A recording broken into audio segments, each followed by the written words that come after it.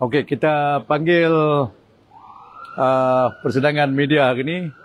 Kita nak buat sesuatu pengumuman yang agak pendek, ya. Seperti yang tuan-tuan dan puan-puan telah pun dengar semalam daripada hujahan-hujahan yang dikemukakan oleh pihak plaintiff, iaitu pihak lawan kita, ya. Kononnya Datuk Seri Najib telah pun membuat 5 pendedahan pembelaan beliau yang tidak selari dan juga yang bercanggah. Okey? Jadi tidak boleh dipercayai mengikut mereka lah. Jadi kita telah pun menurunkan semua-semuanya itu yang dikatakan bercanggah, dan kita dapati bahawa yang dikatakan bercanggah itu sebenarnya tidak bercanggah. Seperti yang tuan-tuan dan puan-puan sedia maklum bahawa Datuk Seri Najib pada permulaannya dia mengatakan dia tidak terima dana-dana tersebut sebab apa yang dia maksud ialah dana-dana daripada SRC. Sehingga hari ini dia tak mengaku bahawa yang dia dengan cara ada pengetahuan menerima dana-dana tersebut daripada SRC. Itu satu. Kemudian bila dana tersebut telah pun masuk dalam akaun beliau, beliau juga menyangkakan bahawa dana-dana itu adalah daripada Saudi, iaitu donation daripada Saudi. Okey. Jadi kalau kita lihat dari secara menyeluruh, kita akan dapati bahawa tidak ada pernyataan beliau yang bercanggah, tapi semuanya selari belaka. Ya. Kalau kita tengok bila dia buat pernyataan tersebut dan ambil masa-masa yang tertentu, sebab perkara ini berlaku daripada 2010 hingga 2015. Ya. Jadi kalau kita tengok masa yang disebutkan itu, kita boleh dapat fahami bahawa tidak ada langsung yang bercanggah. Alright. Now, they alleged yesterday that Datuk Seri Najib made 5 different versions that are inconsistent, and they say therefore his defense cannot be believed. Now, we have replied today, some of it have been replied by Farhan. He denied that he received the money because he did not know that the money was from SRC. Until today, that is his defense. Okay?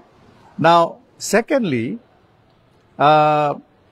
he also said that when he received money in his account, he has always thought that this money has been the donation from the Saudi, King Abdullah, and it was for CSR purposes. That he has maintained until today, consistent with what you know, that the amount of money that he returned, which was a lot, which is about 3/4 or more than what he received, he returned, because he was under the impression it was to be returned to the Saudi, because that was the money that he received as donation. Jadi, it could not be inconsistent. Now, thirdly, of course, he did not manage the account. That is because, being Prime Minister and Minister of Finance, he could not have been managing the detail of his account. So, if you look at it from those angles, with those explanations which Farhan has submitted, there are no 5 different versions.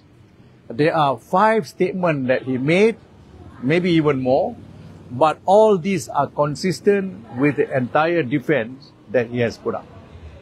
That is all I want to make the statement today. Anybody, any question? Yes. Yes. It's very consistent. This is like deja vu. Yeah. All the trials that he has gone through, all about the Saudi donation, that shows that, you know, how much he believed in it. Correct. But is there any cases in the world where there are so many cases due to one person and, you know, consistent with the same explanation, and yet he is still being charged? Yeah. Okay. It's very rare. In fact, I have not heard of any.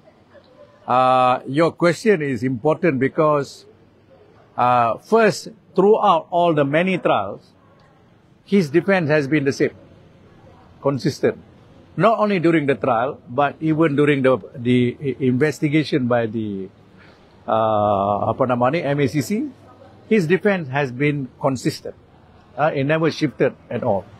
That would indicate to you that his defense must be trustworthy, and it is an honest defense. And if there was a mistaken belief, there was genuinely a mistaken belief of certain state of affairs. All right?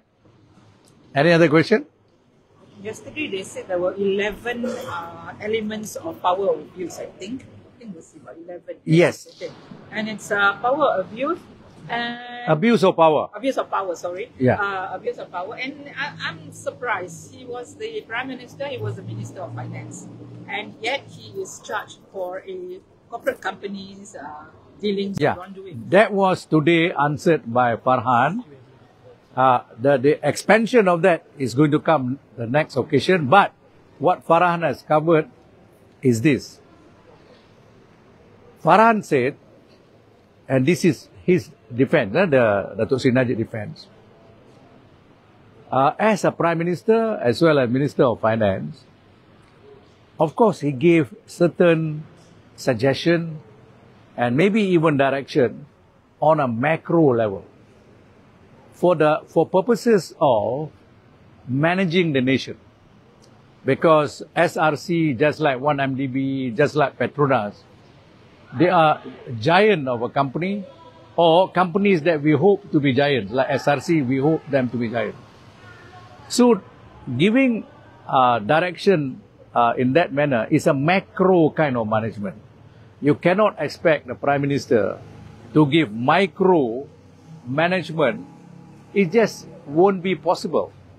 Those micro management are meant to be undertaken by the senior management and the board of directors, because they are the experts in various areas of managing such a company. That's what is meant. Yeah? Anything else? Thank you very much. Okay. Thank you very much.